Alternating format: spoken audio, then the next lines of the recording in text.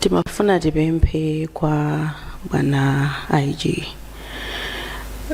mwamanga munthu mwatulutsa statement zili kunjaku chisankho chikuchitika zowerengera zikuchitika kukulankhulidwa zambiri.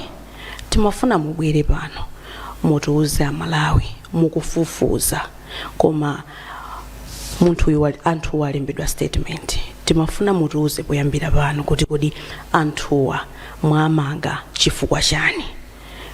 Timafuna malawi mutiuze chifukwa chimene anthuwa mwamangira mukufufuzabe zinthu zina. Zikomo kwambiri. Pamene kuwerenga zisankho kuli nkati ndipo asala masiku ochepa kuti anthu adziwe kuti amene wapambana ndi ndani kudzera ku bungwe lija la Mpaka. Kunali msonkhano wa atolankhani kumene anthu ambiri amalawi ambiri azizimuka ndi funso limene linafunsa Leah Malekano. Tamvani mmene anafunsira. Timafuna tidziwe kuti kodi bungwe la Mpaka limathana bwanji ndi vuto lokuti candidate wina wapezeka ndi mavoti kuposa anthu omwe anakaponya voti pa sentapo. Anthu ambiri akuzifunsa funso lakuti kodi izi zikuchitikadi. Tanveserani msonkhano onse mmene unalili. Tikhala limodzi. Dzina langa ndine Sammavita, koma mukumbukire kupanga like video iyi. Lerolo tifotokozera zinthu zingapo. Choyamba kungodziwitsa mtundu wa Malawi kuti kodi katundu wathu kuchokera kuma constituency tale center kufika ku district tale center zikuyenda bwanji kuzafika kuno. Komanso tifotokozera zotsatira za chisankho ichi madera angapo malinga ndi mmene tawunikira lero.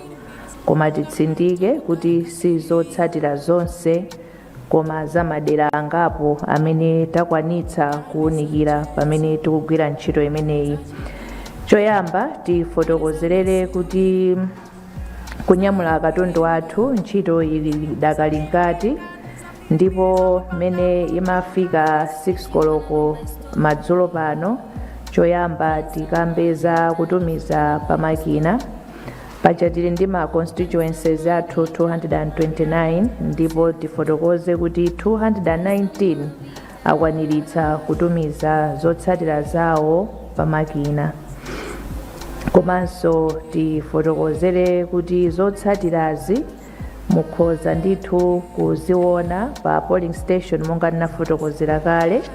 Komanso mukhoza kuziona pa constituency tale center ina iliyonse.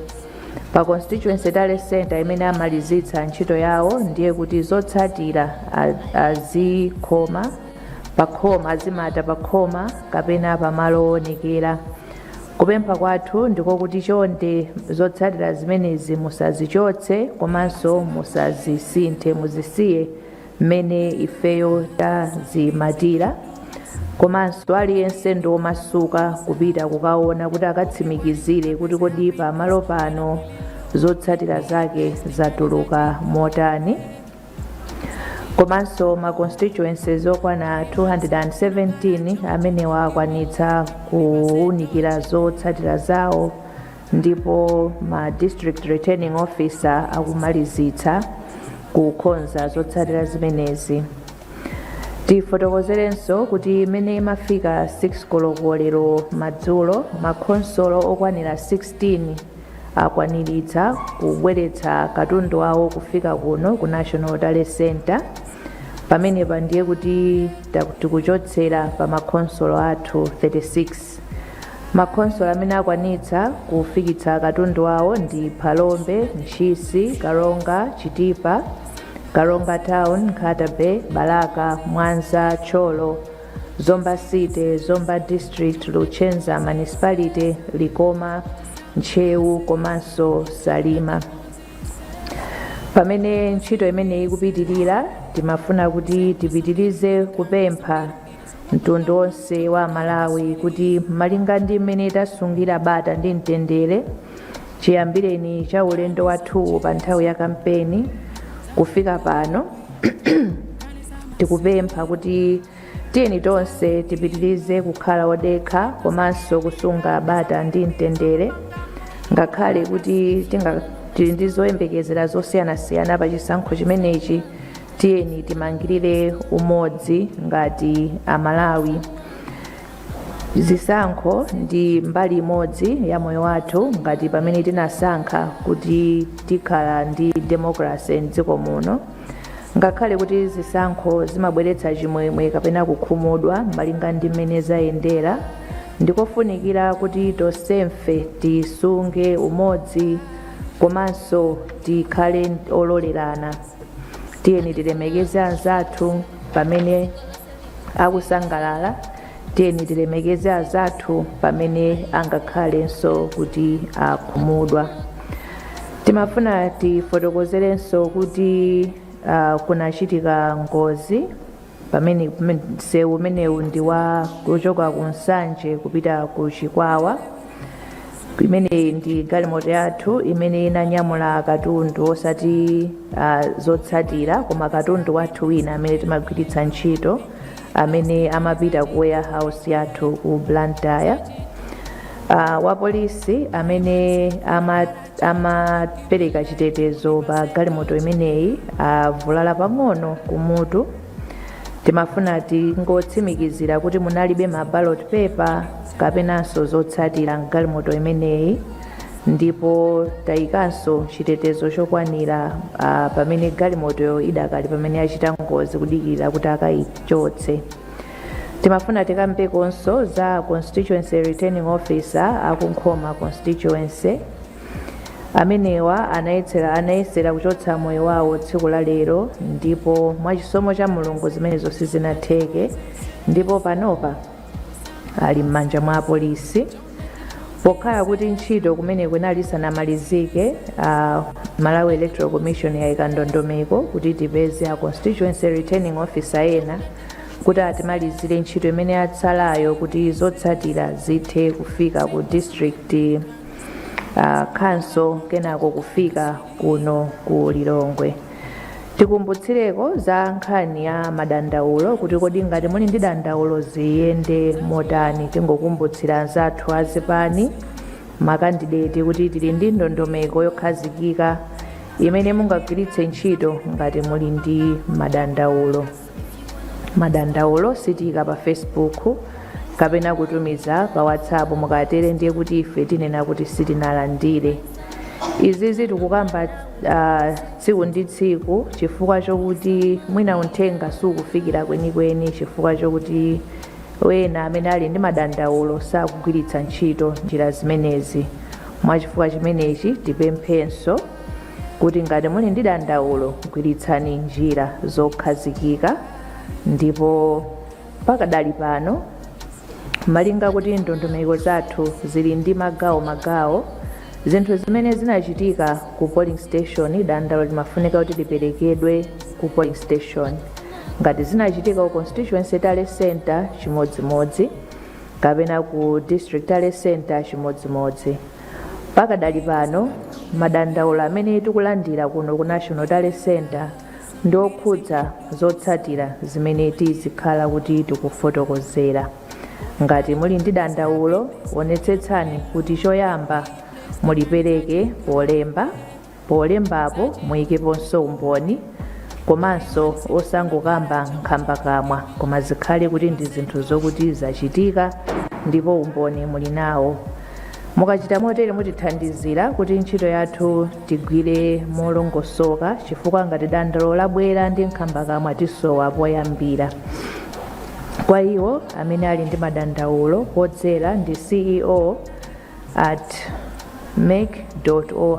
ceo@mek.org.mw, ngati kungatheke katisiyireni pamanja posiya ku office kwathu ku Mek head office Chisankho House mu City Center momuno.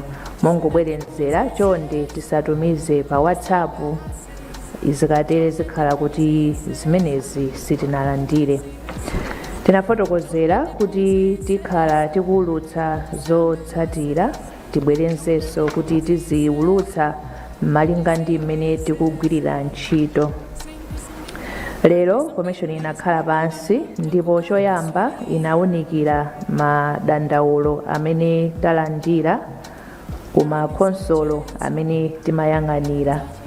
Cholinga ndichokuti tione ngati kuti madandaulowo anthu anathandizika kale ku polling station kapena constituency tale center, ndipo kuti ngati sizinatero commission iwunikirenso tisanaulutse zotsatira zakumalo kumeneko, komanso kuti tilandire ndi kutsimikizira mavoti amene achokera kumalo kumeneko pamene tikuulutsa zotsatira.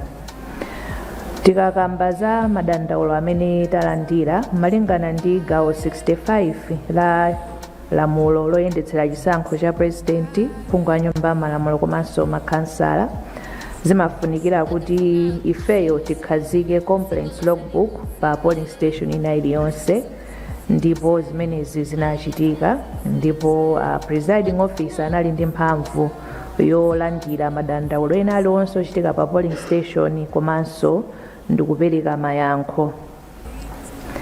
Timafuna tifotokozere kuti pakadali pano tawunikira ndipo taona kuti kuma polling station akuma khonsolo amene tikhale tikulengeza kumeneko madandaulo onse analongosola, ndipo palibe madandaulo amene afika ku commission kuno kuchokera kumeneko. Ndiye kuti ifeyo tachitenga kuti madandaulo onse kumeneku analongosoka. Tsopano tifotokozereko za ma void votes kapena tinene kuti mavoti amene sanawerengedwe kuti anali ndi mavuto ena. Lamulo limafotokoza kuti tisanafotokozere tisanaulutse zotsatira zomaliza, timafunika kuti tione kuti kodi ma void vote alipo otani. Komanso lamulo lomweli limafotokozera kuti tiunike ma void vote monga mmene presiding officer anafotokozerera, kuti titsimikizire kuti kodi ndi void vote di kapena ayi. Koma tifotokozenso kuti pakadali pano ndifotokozenso kuti lamulo limanena kuti commission iunikire ma void vote pokhapokha ngati nambala imeneyoyo ingasinthe zotsatira. In other words, the commission can only consider the void votes if they have the effect of changing the outcome of the election. Pachifukwa cha chimenechi commission sinaunikire ma void vote chifukwa chokuti sitinamalize kuunikira zotsatira za chisankho cha president kuchokera dziko lonse. Ndiye kuti tikamaliza makhonsolo onse pamene tizalingalire kuti kodi ma void vote tiaone kapena ayi, chifukwa choti pamenepopo pamene tizadziwe kuti zotsatira zili motani ku makhonsolo. Pa nthawi ino mutilole tsopano kuti tifotokozere zotsatira ku madera awa. Choyamba, Likoma district. Ku Likoma anthu amene analembetsa mkaundula wathu wa voti ndi 8,664. Anthu okwana 6,937 ndi amene anatuluka kukaponya voti imene inali 80%. Kumeneku kunali ma null and void votes okwana 143 imene tinganene kuti 2%, ndipo mavoti ovomerezeka anali 6,794, ndipo mavotiwo ali motere. Dr. Joyce Hilda Banda of People's Party 87 votes, Tokozani Banda Manyika Independent 20 votes, Akwame Bandawe of Anyamata Atsikana Azimai 17 votes, Dr. Lazarus Makathe Chakwera of the Malawi Congress Party 1,817 votes, Kamuzu Chiwambo of People's Transformation Party 16 votes, Adil James Chilungo Independent 7 votes, Cosmas Felix Chipojola Independent 4 votes, Dr. Dalito Kabambe of UTM Party 485 votes, Atupele Austin Muluzi of United Democratic Front, 110 votes.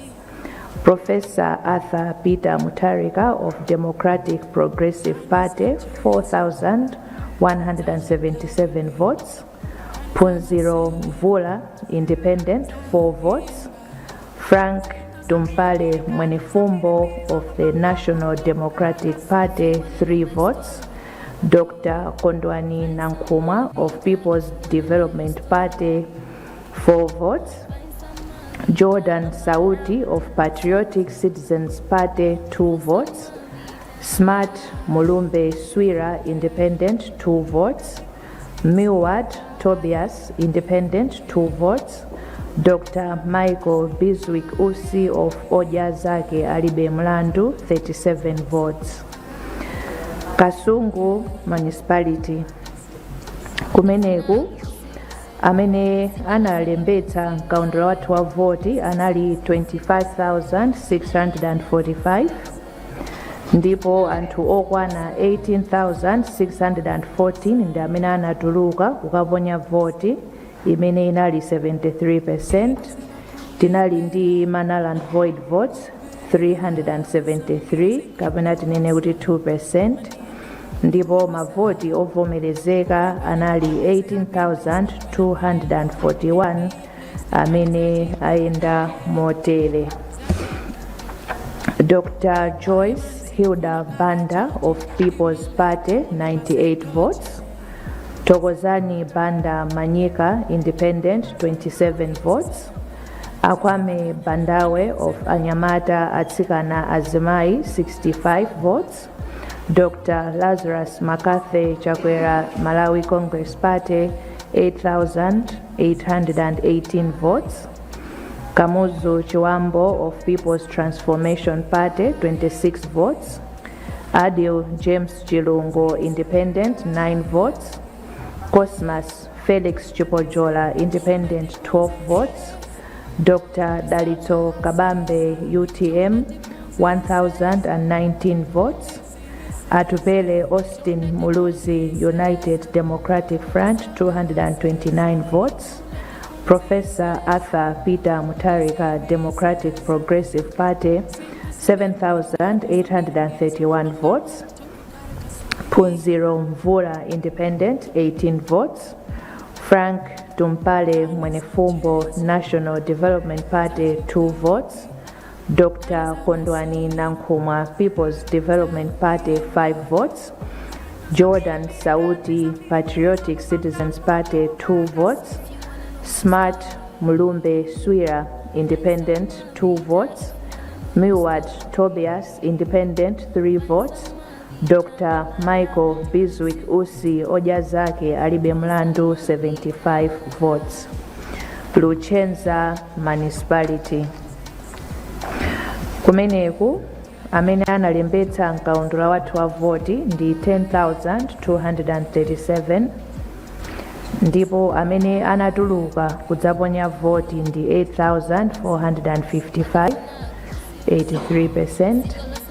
Tinali ndi ma void votes 127 imene ili 2%. Ndipo mavoti ovomerezeka anali 8,328 votes amene ayenda motere. Dr. Joyce Hilda Banda, People's Party, 18 votes. Tokozani Banda Manyika, Independent, 6 votes. Akwame Bandawe Anyamata Atsikana Azimai, 9 votes. Dr. Lazarus Makathe Chakwera Malawi Congress Party, 336 votes. Kamuzu Chiwambo People's Transformation Party, 15 votes. Adil James Chilungo, Independent, 3 votes. Cosmas Felix Chipojola, Independent, 6 votes. Dr. Dalito Kabambe, UTM, 232 votes. Atupele Austin Muluzi, United Democratic Front, 81 votes. Professor Arthur Peter Mutharika, Democratic Progressive Party, 7,547. Let me take that again. 7,547 votes. Phunziro Mvula Independent 16 votes. Frank Tumpale Mwenefumbo National Development Party 2 votes. Dr. Kondwani Nankhumwa People's Development Party 20 votes. Jordan Sauti Patriotic Citizens Party 2 votes. Smart Mulumbe Swira Independent 1 vote. Milward Tobias Independent 2 votes. Dr. Michael Biswick Usi Ojazaki Alibe Mlandu 32 votes. And lastly for tonight, Mwanza kumeneku amene analembetsa mkaundula wathu wa voti ndi 51,045. Amene anatuluka kudzaponya voti ndi 38,011 imene inali 74%. Kunali ma void vote 1,210 imene ili 3%. Mavoti ovomerezeka anali 36,801 ndipo ayenda motere. Dr. Joyce Hilda Banda, People's Party, for 463 votes. Tokozani Banda Manyika, Independent, 126 votes. Akwame Bandawe, Anyamata Atsikana Azimai, 130 votes. Dr. Lazarus McCarthy Chakwera Malawi Congress Party, 2,228 votes. Kamuzu Chiwambo People's Transformation Party, 104 votes. Adil James Chilungo Independent, 81 votes. Cosmas Felix Chipojola Independent, 67 votes. Dr. Dalitso Kabambe UTM, 2,203 votes.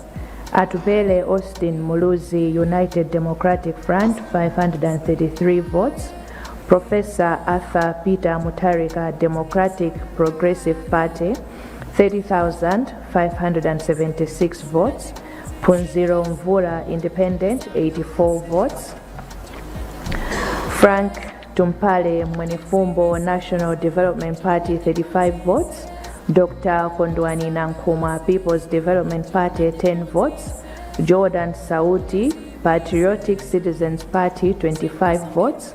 Smart Mulumbe Swira Independent, 19 votes.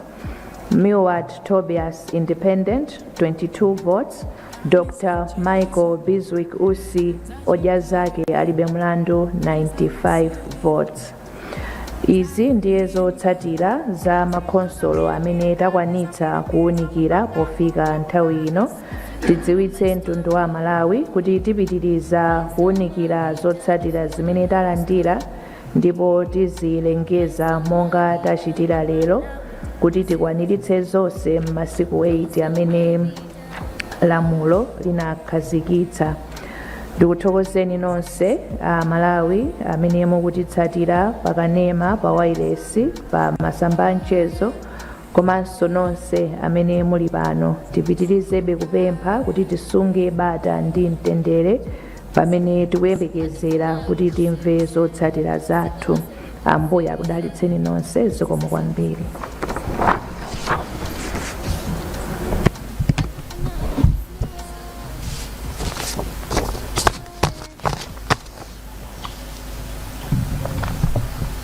So mwambiri hapa Mpanda Malawi Electoral Commission. Today I wanted to request for questions from the press. Okay. Anzanga tulankhani ngati muli ndi mafunso ndi mafuna ndikupatseni mpata kuti mubwere muzafunse. Monga momwe timachitira muja mutchula zina ndi kumene muchokera ndikufunsa funso lanu. Zikomo kwambiri.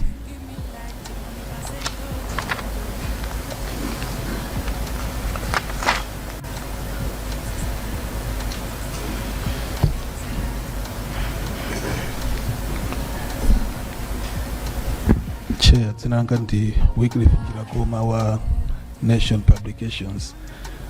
Ndi mafunso tochepa. Zotsatira zochokera ku makhanso zambafika dzulo mwina tingoti chama 8 o'clock. Yambafika zina zinambapezeka zokuti zilibe masiro. Makiti analibe masiro. and panaperekedwa promise yonena zokuti MEC ichita print out ma results iwo ndikuwapatsa azipani kuti azione, koma zatenga almost 24 hours chifukwa zimene zichazo cha ma 7 o'clock madzulo alero. Mwina mungotifotokozera ndi chifukwa chani zinatenga nthawi yayitali choncho kuti azipani ambe kupeza ma results. Tikaonanso mene process ikuyendera kuoneka ngati kuti kutenga nthawi yayitali chifukwa kuyambira 8 o'clock apa mukuzatipatsa zotsatira za makanso 4 pamene makanso onse amene abweretsa zotsatira zawo alipo 16. Mwina mutatifotokozera kuti zikutenga nthawi yayitali chomwecho bwanji.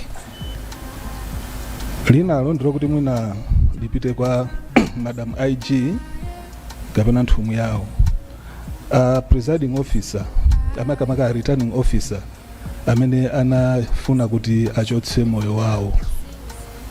Panamveka pa masamba mchezo kuti amakamba zokuti andalephera kugwira bwino ntchito yanga. Mwina mkafukufuku wanu afotokozera amatanthauzanji.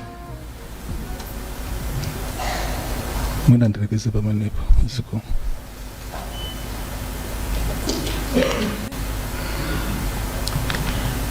ine ndi Leah Malekano kuchokera ku Times Group. Mwina funso langa loyamba lina zangayi wafunsapo kale komano pongonjezera. Timafuna tidziwe kuti kuchokera pa ma district 16 amene mwalandira usiku uno mwangotipatsapo ndithu ma district 4 okha. Munanena kuti muli ndi plan kuti mukamafika tsiku ili muzakhala ndithu mukulengeza mwina zotsatira zonse. Mukuona kuti ndi mmene mwachitira out of 16 districts mwachita kuma district 4 okha kuti mukwanitsa kuti mmene munapangira plan muthe kulengeza zotsatira makamaka za mtsogoleri wa dziko within 8 days. Ponjezera funso lomwelo, amalawi akufuna kudziwa kuti masiku 8 akatha musanamalize kuthana mwina ndi kuwerengera zotsatira za mtsogoleri mudzatani. Funso langa lina timafuna tidziwe kuti kodi bungwe la MEC limathana bwanji ndi vuto lokuti candidate wina wapezeka ndi mavoti kuposa anthu omwe anakaponya voti pa sentapo. Funso lina lomaliza, kukumapezeka kuti ogwira ntchito akumeki ena masenta ena akumakaniza atolankhani kutenga chithunzi cha zotsatira zimene azipeza pa bomapo. Kodi izi zikuchitika chifukwa chani? Iwo akumanena kuti izi sizololedwa malingana ndi malamulo. Ndi zoona? Zikomo kwambiri.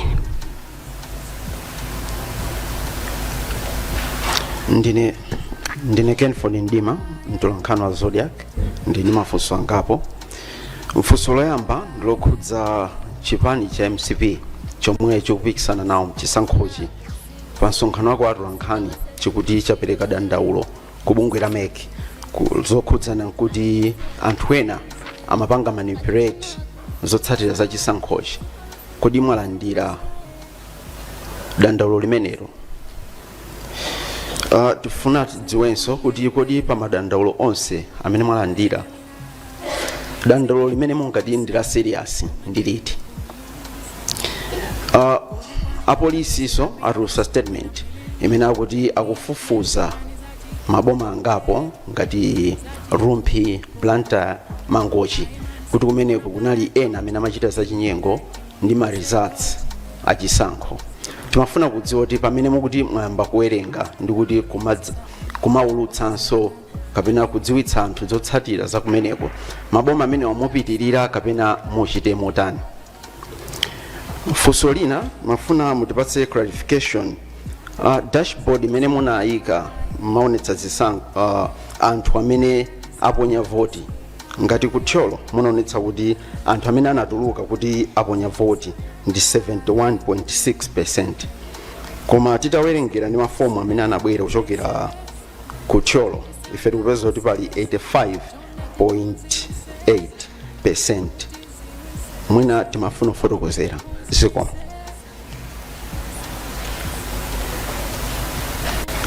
Chair, I'm Smart Chaliga from MBC. We understand there have been cases of figure manipulation in some districts. For example, in Kota-Chia constituency, the figures recorded at a polling station reported differed by 3,000 votes from the announced at the constituency tally center, and the matter was reported to the returning officer. We also understand similar incidents have been reported in districts such as Cholo, Dowa, Chikwawa, Kasungu, Rumpi, and others across the country.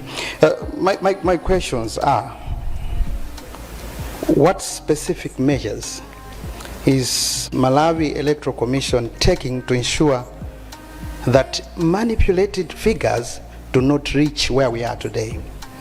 Secondly, what action is MEC taking against returning officers who we understand, according to Malawi Police Service, they're in custody now? And in light of these irregularities, how can MEC assure Malawians out there that the credibility and integrity of the electoral processes remain intact? Thank you so much.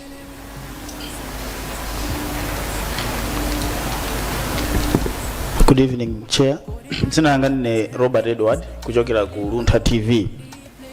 Chair, kuli nkhani ya ma dashboard kunjaku imene yabwera apparently chifukwa cha mmene nyumba zoulitsira mawu zinasankhira kuti mwina ziperekera zotsatira zachisankho zosatsimikizika.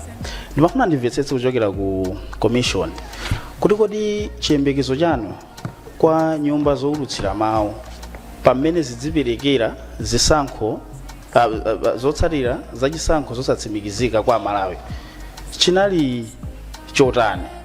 Did you have a specific fashion imene mukanakonda ngati commission kuti mwina imene yoyo ikhale ndeyo vomerezeka kuti zisankho zotsatira zachisankho zosatsimikizidwa zidziperekedwa kwa Malawi, kapena ndi nkhani ya momwe nyumbazo zikuonera? Zikomo kwambiri.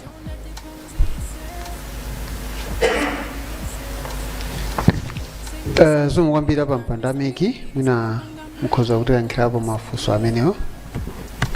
Zikomo kwambiri Sangwani, ndithokoze nyumba yonse chifukwa cha mafunso amene abwera.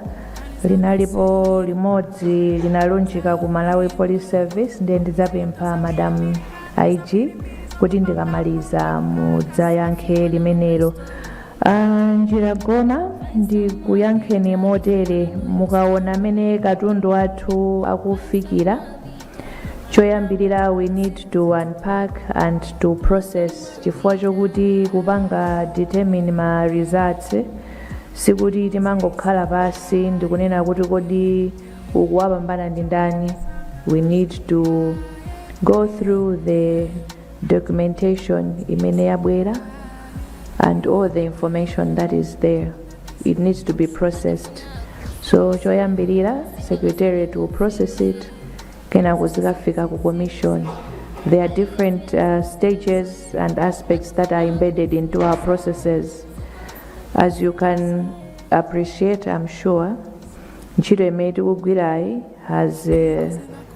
is of national significance. Sitingangopanga zinthu more, allow me to use this word, sitingangopanga more waya.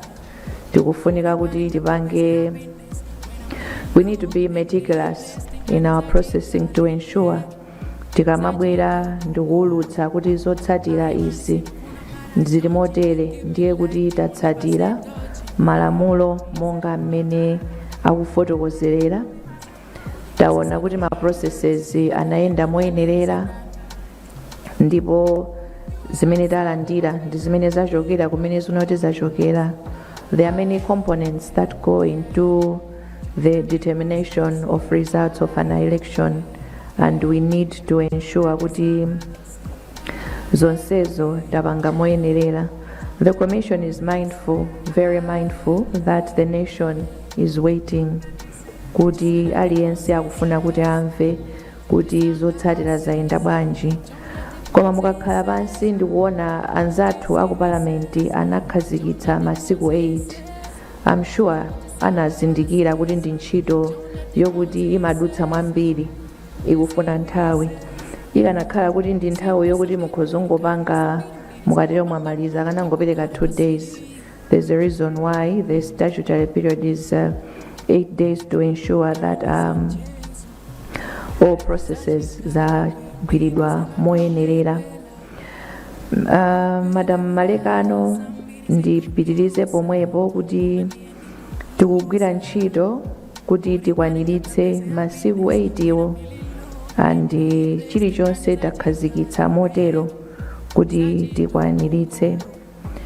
In terms of my irregularities presenting themselves in any form, whether it's the polling processes, kaya ndi counting, kaya ndi recording on a result sheet, all those are irregularities that the Commission has to sit and look at. And when we're sitting and looking at our results for purposes of determination, tukuyang'anira zinthu zonsezo, and the Commission has power to correct my irregularities amene apezeka.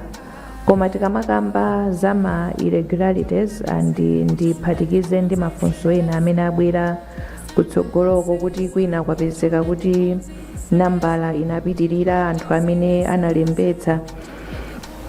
Choyambirira, if that happens, it is indeed an irregularity, because per polling station ina iliyonse we have the number of those who are registered, and chiyembekezo ndichokuti amene ataponye voti pamalo pamene popo ndi amene analembetsa. Koma tikamawerengera chiwerengero cha pa polling station, for purposes of this election tikumbukire kuti tinali ndi anthu ena who were issued authority to vote elsewhere. So zikhoza kutheka kuti if you just look at a number, mwina analembetsa anthu 200 for example, pakuoneka kuti amene aponya voti ndi anthu 220, we should ask ourselves first, could it be that the 20 ndi anthu okuti they were issued authority to vote elsewhere? That's question number 1. If it's not that, then we need to find out what happened. Anapezeka kuti anthu ena anaponya voti yoti sanalembetse, kapena pachitika chinyengo, all sorts of variables. Those are the issues that the commission, among other things, that the Commission is looking into. Tikamanena kuti tikuunikira zotsatira zathu. Ku ZBS munabwera Malekano munafunsa kuti ndizololedwa kuti atolankhani akanizidwe kujambula pa zotsatira zimene zamatidwa pa khoma. Mukakumbukira tinafotokoza kuti wina aliyense ndomasuka kukaona zotsatira zimene zamatidwa pa khoma, motero sizoyenerera kuti munthu aletsedwe kujambula. Ndipo iwo amene akuletsedwa kujambula escalate through our channels kuti tikuthandizireni. It will be best to escalate it nthawi yomweyo. Anthu ambiri nambala ya Sangwani muli nayo, mukhoza muyimbira pompo, because media, you know that you deal with Sangwani almost on a daily basis. Muyimbireni pompo tili pa polling station yakuti, constituency tali center yakuti, kumeneku akutiletsa motere kuti muthandizike nthawi yomweyo. Aku Zodiac, as we speak now, sitinalandire dandaulo lochokera ku chipani cha Malawi Congress Party. Chikafika ndiye kuti tifotokozeranso kuti talandira. Munafunsanso kuti kodi dandaulo la serious limene talandira ndiliti. kwa ifeyo madandaulo ena lonse timatenga kuti ndofunikira. We don't rank the complaints in priority because Malawi wina aliyense ali ndi ufulu to raise a complaint before the commission if they feel kuti china chake sichinayende monga mmene zimayenerera. Pa nkhani ya dashboard mukumbukire choyamba kuti tinafotokoza kuti mafigures amene akuoneka ndi amene anachitidwa transmit from our biometric voter verification devices. Tinafotokozanso kuti zikhoza kutheka kuti chiwerengero ichi chikhoza kukhala chokwerako chifukwa chokuti pali anthu ena chifukwa chokuti anakanika to be identified through the device anagwiritsa ntchito the physical voters register and would only be able to know tikamaliza zonse, kusonyeza kuti tinapereka ndithu that statement kuti mukamaona the figures you must perceive them from that perspective.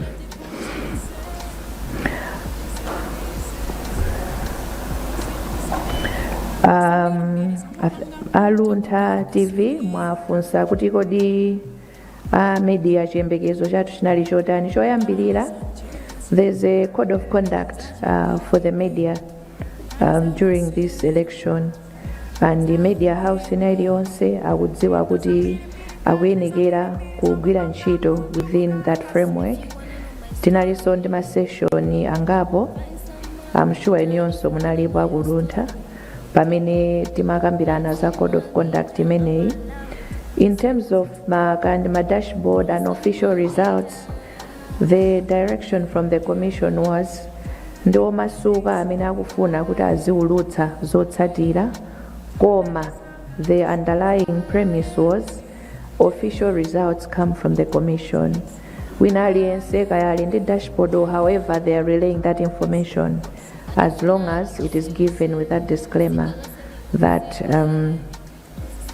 it is within the purview of the commission only to release the official results of the commission.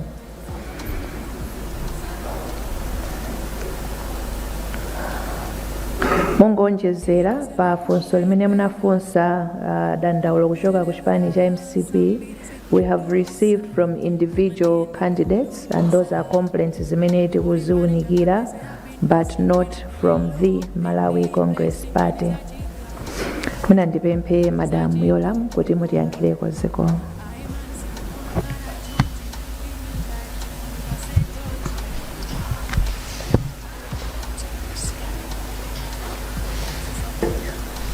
Zikomo kwambiri Chair ndi nyumba yonse.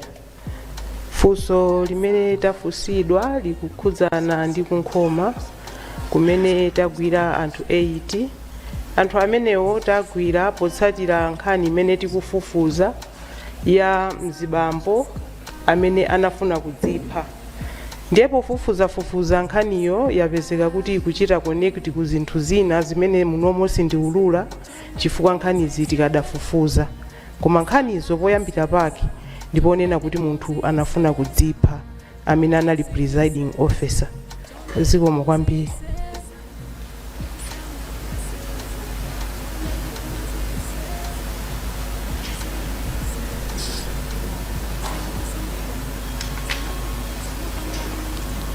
Is it a question? Come.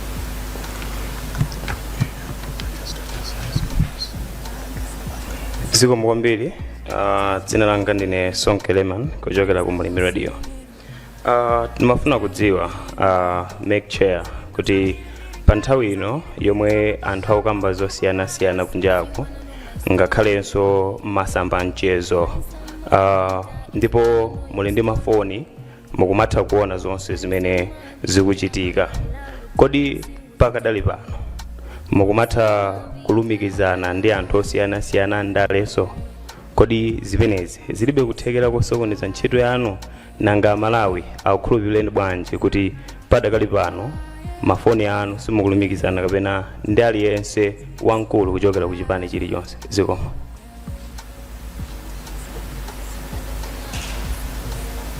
Is it a question?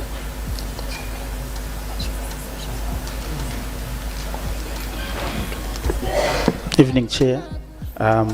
ndabweranso ndi funso limodzi. Ine Robert Edward Kuluntha TV.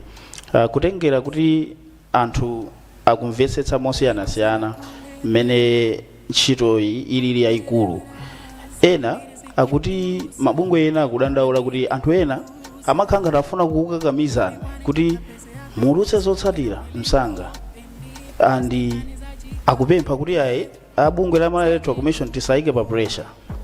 Funso langa ndakuti, are you under any pressure from cause that you should release the results within the prescribed 8 days?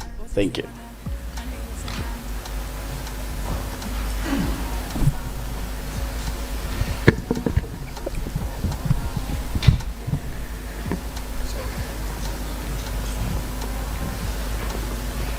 Good evening, Chair.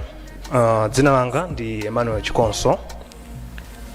Funso langa Madam Ajia kamomveka bwino, komano ndimafuna kudziwa kuti kafukufuku ameneyi chifukwa ndiokhudza chisankho chomwechi ali ndi 8 days kuti aulutse zotsatira. Mwina nkutheka kuti nkhani imene yachitika upoyi ili nkuthekeranso kuti itha kusokoneza mwina zotsatira za chisankho.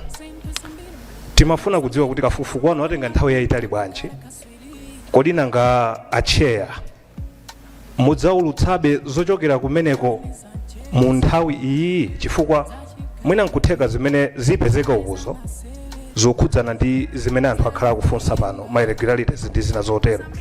Ndifuna kudziwa the time frame ya investigation yanu, komanso ngati chair mungathe kuulutsabe za kumeneko kapena kudikirira zimene azathu apolisi achitetezo afufuze kuchokera kumeneko mu nthawi yoyikika tisadaulutse zotsatira zotsimikizika zomwe kwambiri.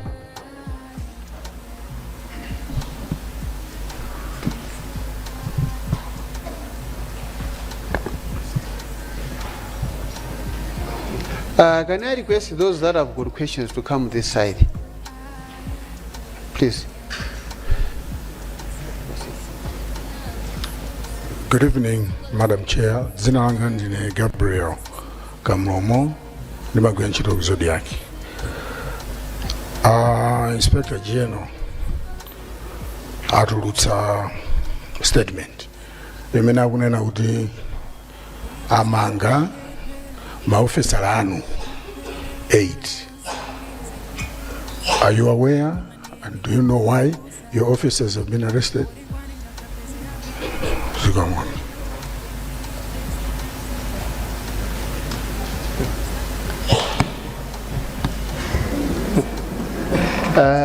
Thanks, Chair. I don't know whether you start with IG starts and you come. Okay, we'll request Madam IG to come in and start, then Chair, you respond and conclude everything. Thank you so much.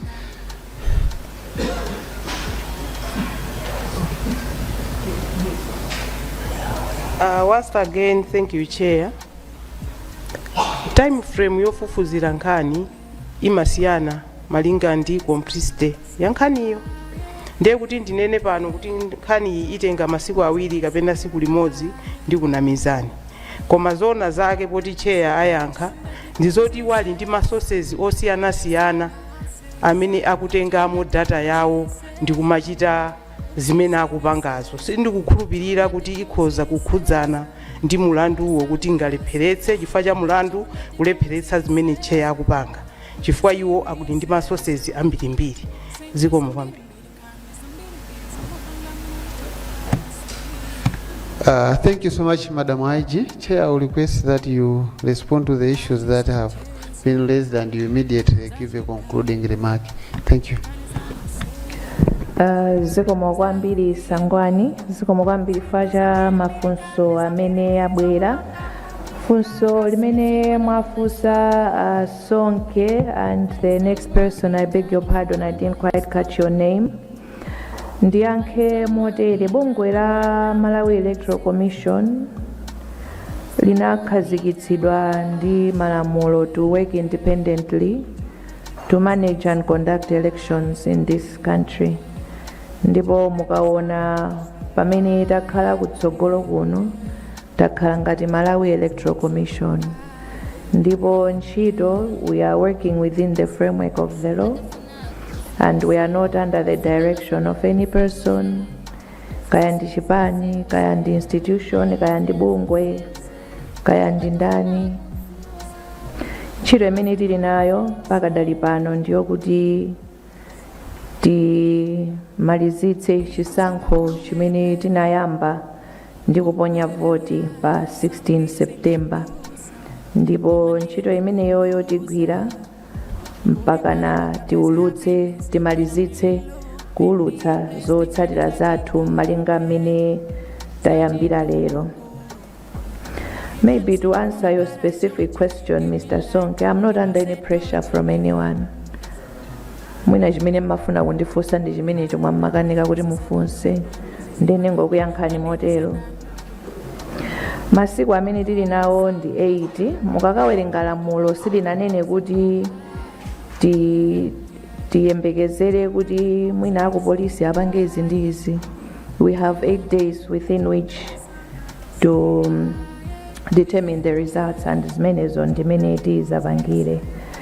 Mr. Gabriel Kamlomo, we are aware that officers have been arrested and ifeyo ntchito ikupitirira ndithu.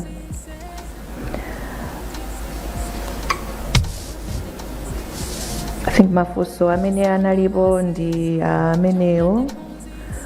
Funso lokuti tinatenga nthawi kuti tiapatse ma political parties ma files, ndi fotokoze monga nafotokoza kwayambirira kuja kuti tili ndi ma processes osiyanasiyana amene tikupanga kuti tifike kuti tikhoza kupereka output ngati apapa kuti tithe kuapatsa ma file. It means kuti we needed to process, mukaona katundu chamwabwera ndi zimabox, we need to isolate kuti tichotse ma complaint logbook tike pambali, record of polling processes tike pambali, our result sheets tike pambali, so that we are able to process.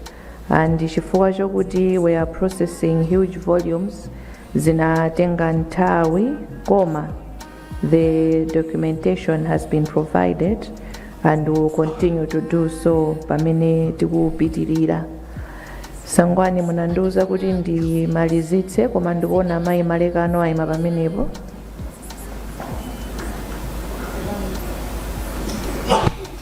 Pepani chair, timafuna tipemphe kwa bwana IG.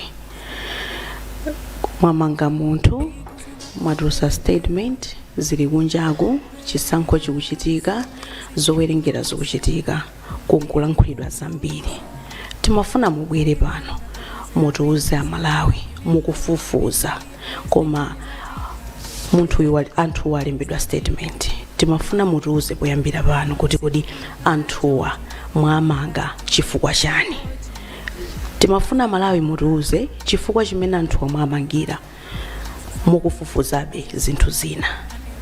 Zikomo kwambiri.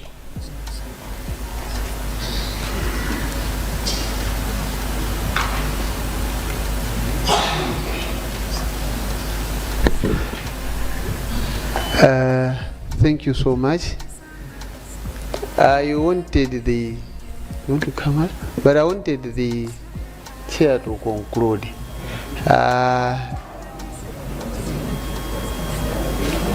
Yes, I wanted the chair to conclude because we called for this briefing to give an update regarding the processes that are being handled by the Malawi Electoral Commission.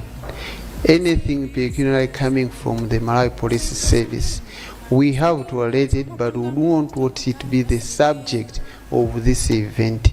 Malawi Police Service will have a platform to interface with the press. You would understand me in that context. So, Chair, proceed. Zikomo kwambiri Sangwani, ndiloleni amayi abambo kuti tikuthokozeninso chifukwa chakubwera kwanu kuti tipereke update yathu ya lero. Tipitiriza kuulutsa zotsatira zathu pamene tikupitiriza kuziunikira ndipo tizibwera mu nthawi imene tizikudziwitsani kuti tiulutsenso zimene takwaniritsa kuwunikira mu nthawi imeneyo. Tipitirize kupempha kuti tonse tiyeni tipitirize kusunga bata ndi mtendere pamene tikudutsa mu nyengo iyi, tikuyembekezera kuti tidziwe kuti chisankho chathu chinayenda bwanji. Ambuye akudalitseni nonse, zikomo kwambiri.